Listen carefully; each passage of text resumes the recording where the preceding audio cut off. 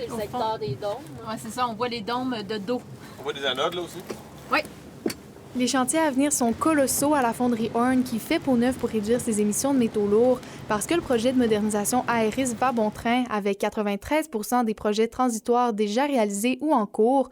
La cible est d'atteindre une concentration moyenne d'arsenic dans l'air de 65 nanogrammes par mètre cube cette année et de 45 l'an prochain. La première année était principalement dédiée aux étapes préliminaires d'ingénierie pour pouvoir localiser les bâtiments, commencer les spécifications au niveau des équipements et du procédé.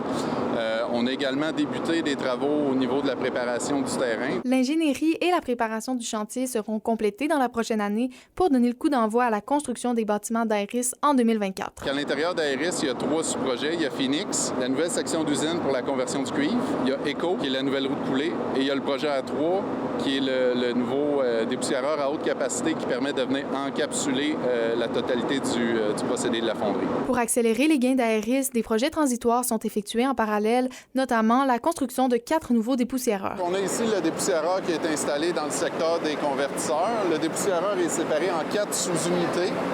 Chacune des sous-unités a un tuyau d'entrée, un tuyau de sortie.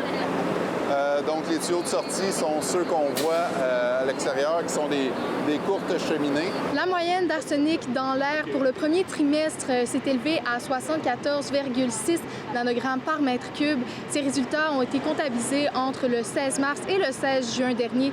Et selon les prévisions de l'entreprise, des réductions là, devraient être perceptibles dès le 2e trimestre grâce au projet transitoire d'Aeris. La moyenne qu'on présente aujourd'hui n'inclut pas les projets qu'on vous présente aujourd'hui et qui vont débouler là, dans les prochaines semaines.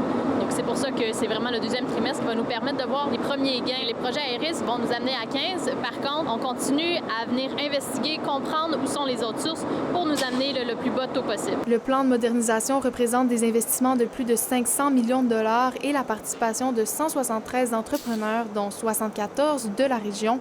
Le projet devrait achever en 2027. Le bilan qu'on peut faire après un an, c'est qu'on est en ligne avec nos objectifs et puis qu'on a les équipes, les ressources en place, les partenaires mobilisés pour être en mesure de rencontrer ces objectifs. Sophie Métier-Villarivard, RNC Nouvelles, à Rouyn-Noranda.